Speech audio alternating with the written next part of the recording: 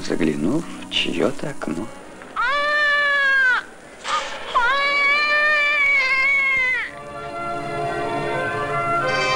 В канун 60-летия советской Татарии столица республики принимала в свою семью миллионного казанца. А в это время Казань особо трепетно ждала рождения еще одного малыша. С его первым детским плачем столица ТАССР стала 20-м городом с миллионным населением в стране и имела полное право на строительство метрополитена. Право, правда, реализовалось гораздо позже. Новорожденный Ирик Мустафин. Он родился 30 октября 1979 года. В подарок семье двухкомнатная квартира.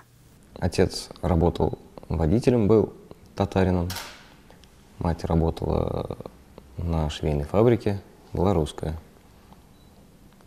Ну, вроде как оба из рабочей крестьянской семьи. Интернациональная семья. Ну, вот результат. Судьба малыша, что родился под счастливой звездой, оказалась не столь счастливой. Родителей уже давно нет в живых, сам Ирик интервью теперь дает только за вознаграждение. Одно из последних его общений с журналистом состоялось 2 года назад. Родители почти ничего не говорили о главном событии в их жизни, и фактически Ирик узнал о том, что он герой города, только став уже взрослым. Сколько жителей было в Казани к моменту образования Татарской автономной Советской Социалистической Республики? В каком году? 60 лет назад. 60 лет назад?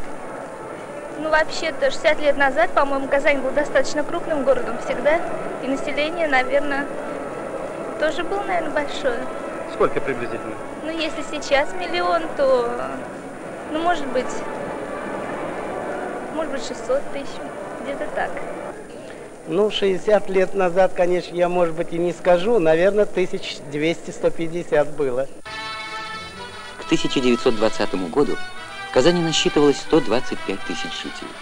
Вот так через 60 лет после провозглашения столицы ТАССР, 40 лет тому назад, Казань стала городом-миллионником и сохранила этот статус и по сей день. Если в 80-х таких городов в стране было 20, то по результатам переписи 2010 года их осталось 12. Сегодня в России 15 миллионеров, и эта статистика часто меняется. Новичками рейтинга стали Красноярск и Воронеж, а вот Волгоград и Пермь то попадают в этот список, то выпадают из него. Светлана Спирина, 7 дней.